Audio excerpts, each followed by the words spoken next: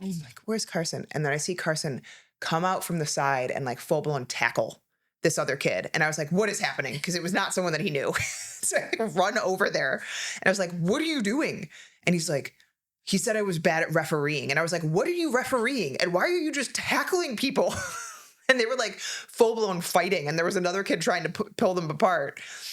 And apparently they were playing some game with like this big bulldozer ball that like you push the big, cushioned bulldozer ball and you have to get out of the way. And someone was I guess Carson was like refereeing this game. And the kid told him that he sucked at refereeing. And then Carson started fighting him. And I was like, which is not like Carson, I feel like. Not like Carson, but lately it is. He has been into WWE. Oh, yeah. And he like loves John Cena, who's no longer a part of WWE really. So I don't really know why he. It's probably YouTube, whatever. Yeah, I don't know. Oh, but God. yeah, so he has become very physical lately. Likes to fight Nick a lot. So yeah.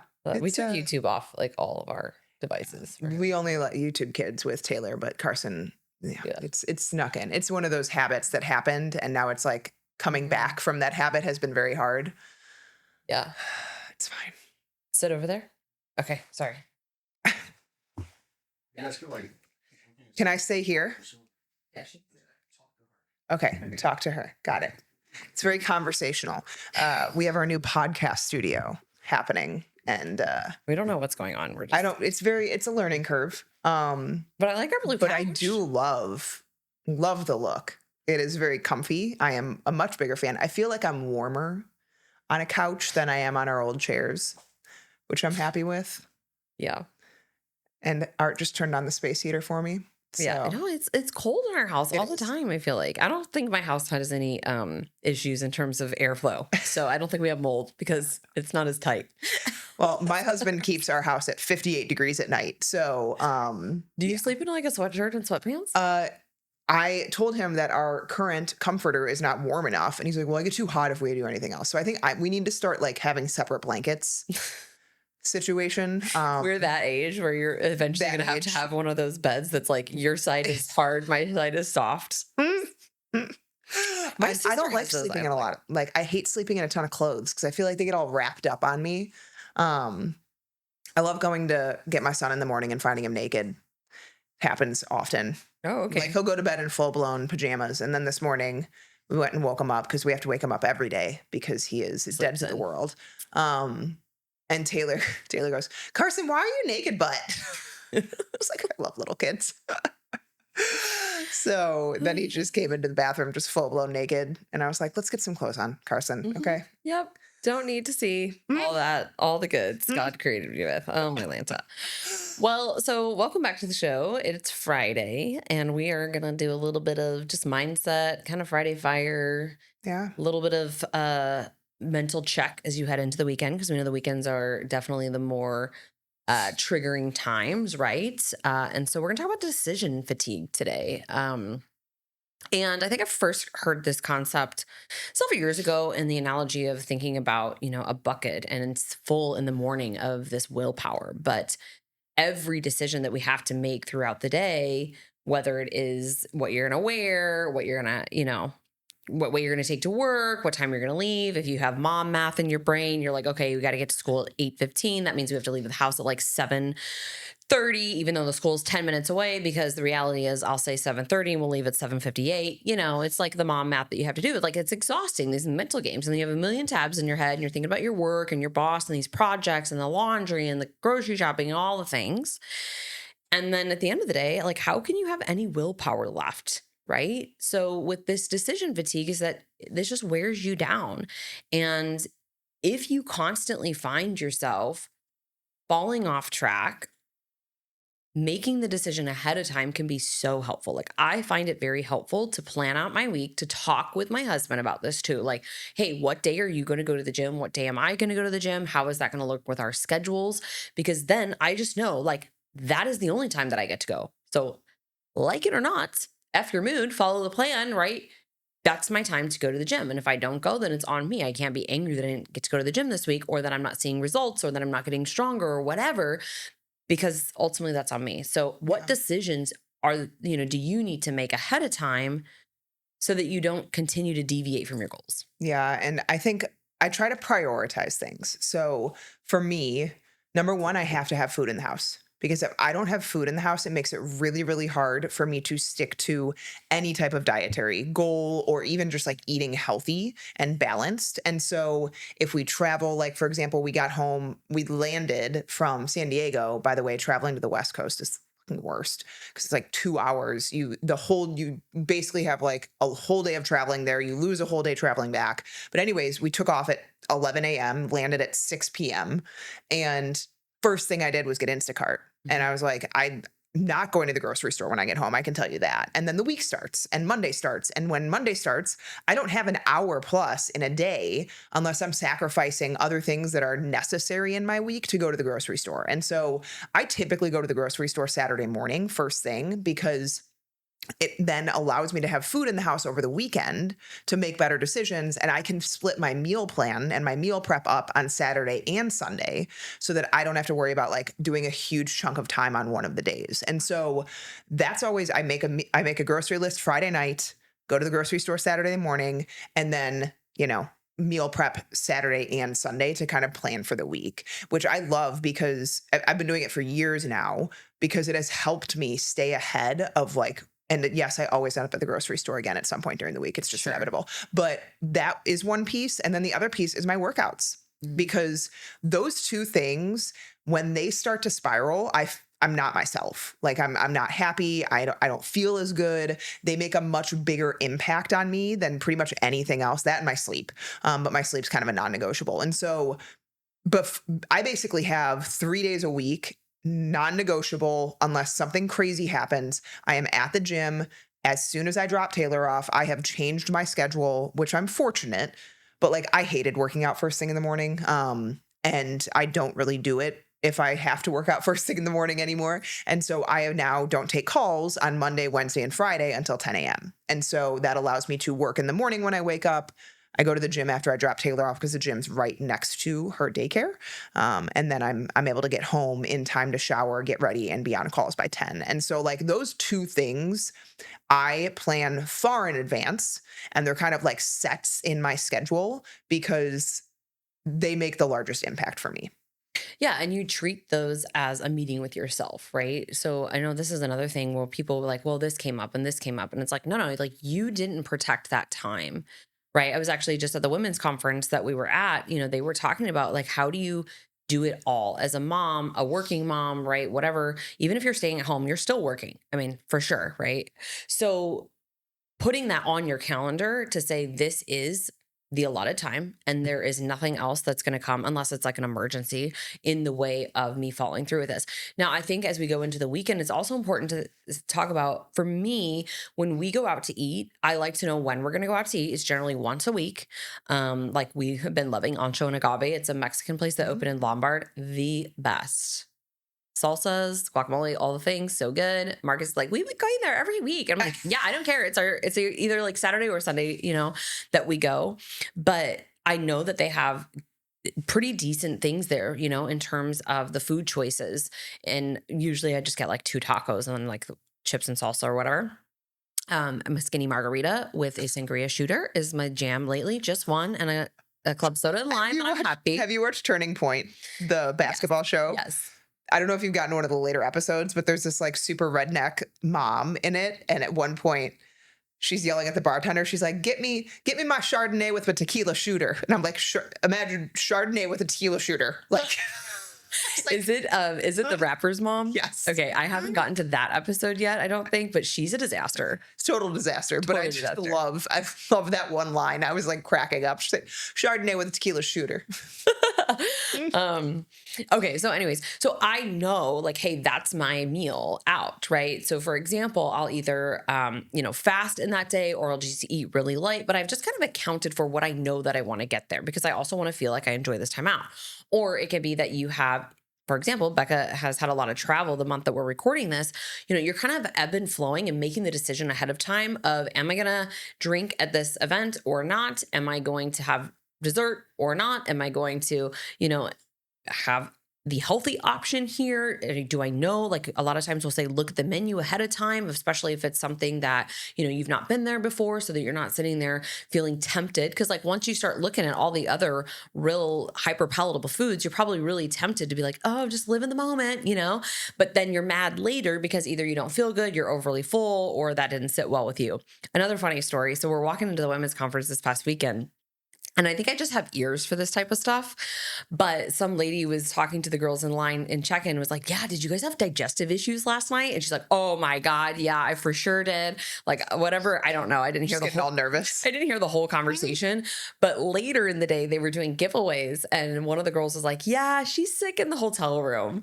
So they let the girl like take the gift for her. But obviously they had gone somewhere where they got digestive issues, I guess. But I was like, oh, I feel so bad for these people. If they only knew, bring your activated charcoal with you. Activated charcoal. My dihydroberberine that I'm going to bring on my travels for the higher carb, bigger meals. I typically, with planning ahead, because we do have we're actually recording this a couple weeks before we go to Mexico. We just got back from San Diego. After Mexico, we go to Florida for spring break, visiting my parents, and that'll be easier. And the way that I look at it is if I have a lot of events going on, I decide which ones are going to be enjoyed and which ones I'm going to treat just like another day in my life. So like when we're visiting my parents, we stay at their condo. Yeah. So I'm going to go to the grocery store. I'm going to cook all of my food. We'll probably go out to eat 2 or 3 times, but we actually do cook at their condo a couple nights too.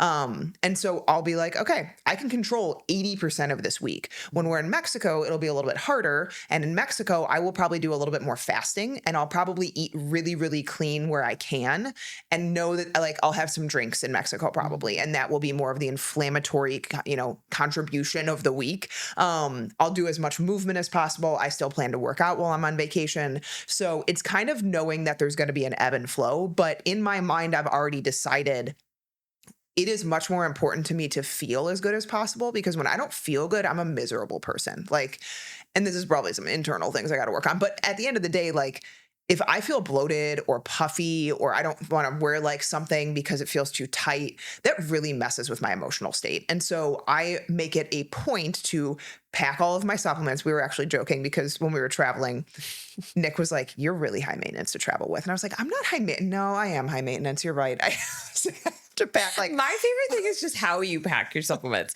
Becca comes with a Ziploc bag to my house. She used to bring the full-on bottles, but now we've downgraded to just like individual bags. Whereas I am like, give me the day, and if it doesn't fit in here, it's too much. 1, and I'm not taking it. But 2, like I just have it spaced out: breakfast, lunch, and dinner. My sister and I were actually talking about this. I'm like, you're old when you're talking about like what supplements and peptides and how are you biohacking? What are we going to do next? But yeah, my favorite is just how you travel with this massive bag of pills that I'm like, yeah, yep. And so when we were in Mexico for our 10-year wedding anniversary last October, they search everyone's bags. And Nick had some weed gummies with him, and he was like really worried they were going to find the weed gummies. And then they pull out my Ziploc bag full of unmarked supplements, and they're like, "What is this?" And I was like, "Those are all my vitamins." And they're like, "Okay," and they just put it back. Oh, I was like, how did they Nick not was like, know? I was for sure we were getting pulled into a room when they pulled out this huge Ziploc bag of unmarked pills. We're going to Mexico just a week or 2 after her, and we just do our carry-on. We've decided we're only going, I don't know, 4 days, 5 days, I don't know. But I don't want to stand in line, waiting for our bags. And I might try and fit into a carry-on. We'll see.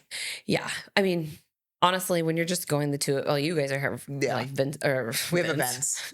Vince isn't coming. Vince is not coming. But like I'm thinking minimal clothing. Like it's just me and my husband. What is the point of vacation without children? Sleeping, sexy time, laying at the pool. Mm-hmm. We'll work out. We'll do our hydrotherapy. Yeah. We'll do, I actually just booked a massage today. I was like, yes, I'm going to need a massage. I need private transportation. Like we're not messing with this shared transportation anymore. It's a free trip for us. So it's like, we'll go with the people from his work. Luckily we don't have to do too much when we're there, but, that'll be good. Yeah. And so one other thing that I want to touch on in the theme of this podcast is when I'm trying to add something into my routine, I always put it at the beginning of the day. Mm-hmm. So we talked on the beginning in terms of you kind of start your day with like this big, bucket worth of discipline per se. And so anything that you feel like you've been really challenged with lately in terms of, for me, I was really struggling to get my reading in at the end of the day. Like I would get to the end of the day, Nick and I, it's the only time we get to hang out. We get like 45 minutes after the kids go down, and that's our only time. And so I would use as much of it as possible to be with him. But then it would be 9:30, 9:40, and I'm like, I'm not going to stay up another 20 minutes to read. Like, And you're not mentally sharp at that point. and you're not. I'm like, I don't want to. I don't want to be there doing it. And so I have now woken up about 10 or 15 minutes earlier, and I basically wake up. It's like 5:15, 5:20. I go downstairs and I give myself until 5:45 to do my morning. And that includes I do gratitude. I have my little gratitude journal. I do reading for usually about 15 minutes, and however much I get done in that time, I get done. And then I do kind of my self journaling of like, writing to myself, writing to God. And I've stuck with it for the past multiple weeks, which is awesome because every time I tried to fit it in any other time of day, it basically wouldn't happen. And so for me, and I think for everyone out there, morning time is probably going to be your best time, whether it is first thing in the morning or whether it is like, who the F cares? Get to work. Before you, start answering emails, take 10 minutes at your desk. No one's going to ask you anything if you're writing in a journal. If you're, like take that time for you, because at least for myself, I have noticed I'm so much more mentally calm and feel like I can handle my days better versus when I would wake up and immediately go into messages and my work and emails and prep and all of those things. It's like Stress resilience. that centering of me and reminding myself who is actually in control in this world. Like God is the one that is providing everything, guiding everything. Like when things get too hard, that's where I go. And, I loved, Cody Sanchez posted something recently that was like, as soon as I start to worry, I remind myself I'm basically being an atheist. Like I remind myself that I am not the one here in control. So worry shouldn't happen because he has control. He has, the guidance, and he always is the one that will lead me to where I'm supposed to be. So just like little things like that. That's why I love reading and why I love, following some of these people, because it just puts those reminders in my day of quotes that stick with me or, things that just help turn the mental kind of Noise. terrain around, right? Because it's so easy to just spiral and spiral and spiral, and day after day. I believe it's like 90% of your thoughts are the same exact thoughts you had yesterday. So if you want to change, you got to start taking back control of your thoughts until those become your new normal and your new routine, right? So I think the morning time, you're going to have more discipline. You're going to have more kind of wherewithal to commit to something new.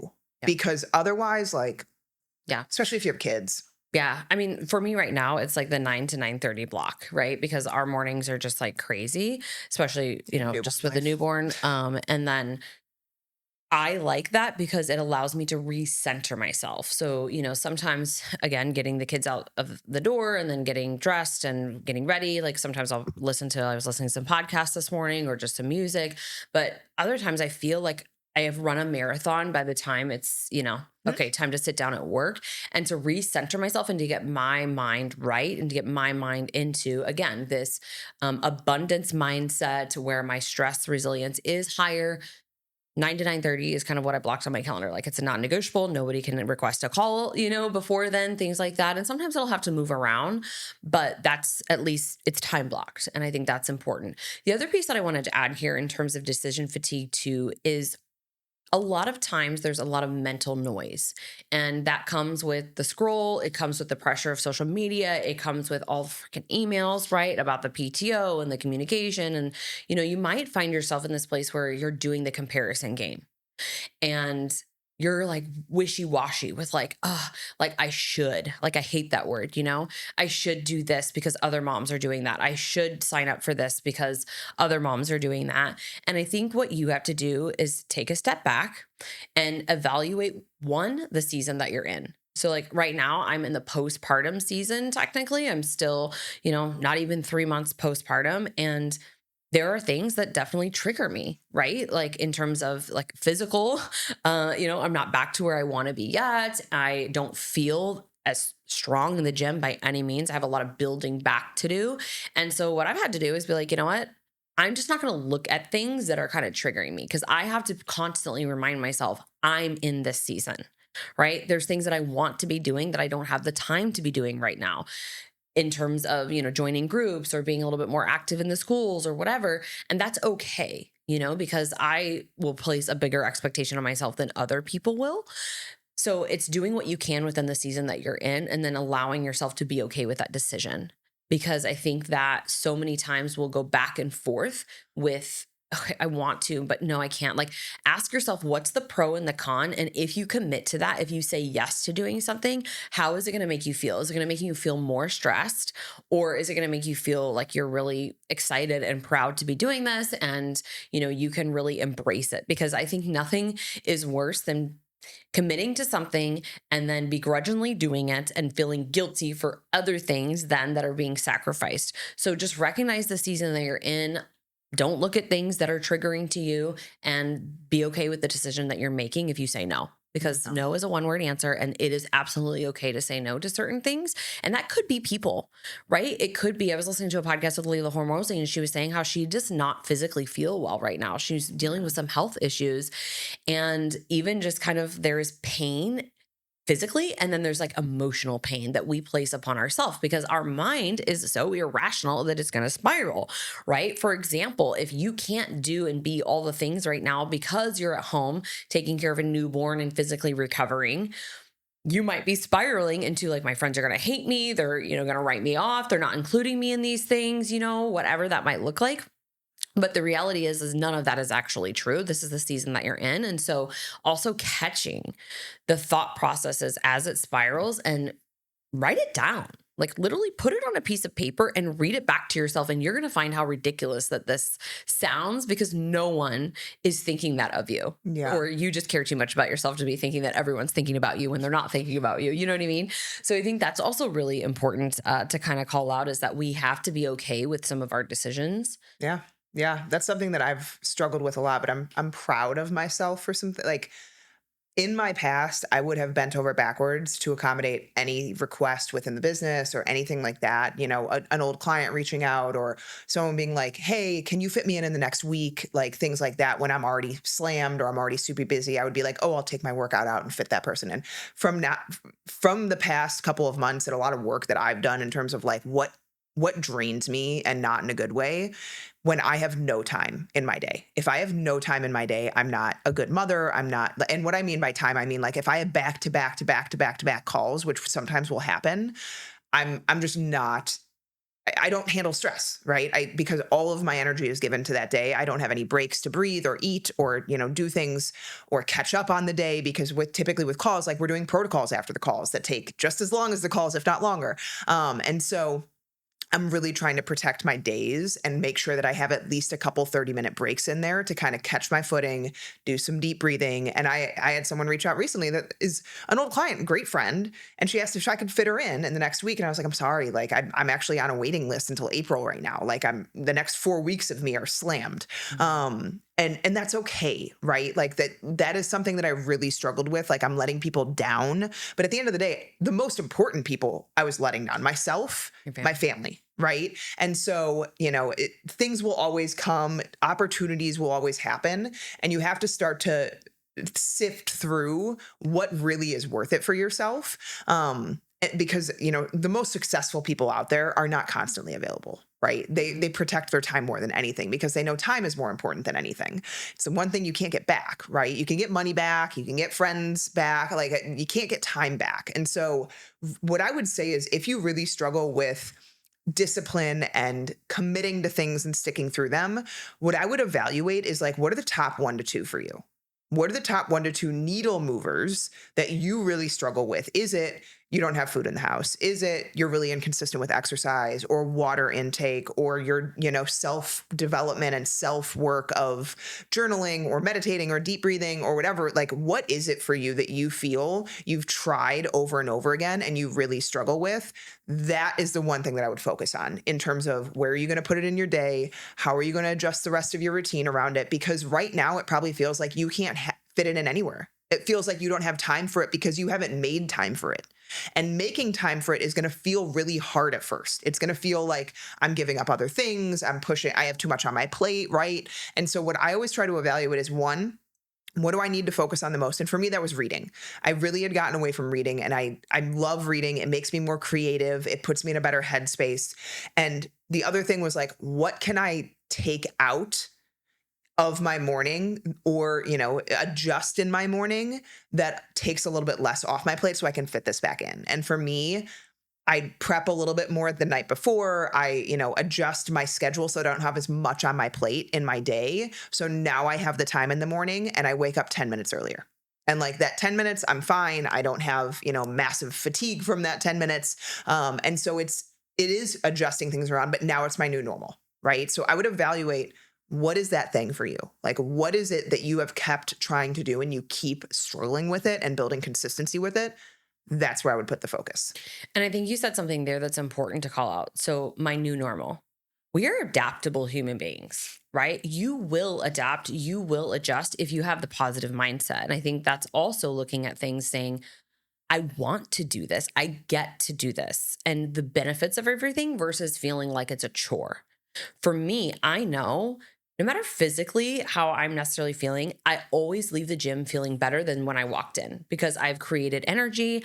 I have, stimulated my muscles. I feel stronger. When you feel stronger, you feel leaner and just tighter, and you're just proud of yourself because you kept a commitment to yourself. And I love, again, so we've referenced Lila Hormozi probably 5 times now, but I think it was her that said this, and I'm not sure if it was, but it basically says like, you don't need motivation, you need momentum. And in the past, we've talked a lot about just gaining traction, but you can never gain traction unless you start.